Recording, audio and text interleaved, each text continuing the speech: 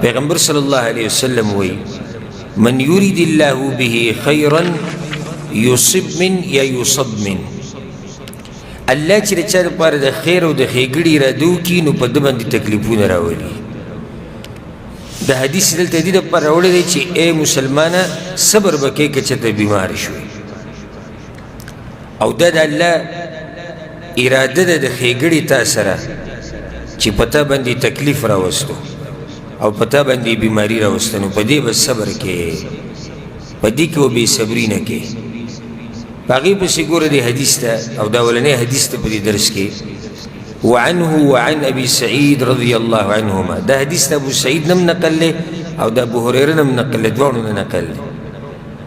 دوی دوانو وی چی پیغمبر صلی اللہ علیہ وسلم دا خبر کردی دا دیر دا خوشحالی حدیث تے ما يصيب المسلم من نصب ولا وصب ولا هم ولا حزن يا ولا حزن ولا أذى ولا غم مسلمان تکچرتا ستڑیوالی ورسی ستڑیش یا ورطا سے بیماری ورسی بیمارش یا پا فکر کی پریوزی ولا هم یا پا خبگان راشی ولا اذن یا ورطا سے تکلیف ورسی ہر قسم تکلیف چی ولا غم یا پا غم کی پریوزی بغیر دا سوجی نکل انسان اسی دی سے غم کی پریوزی حتی الشوک یشاکوها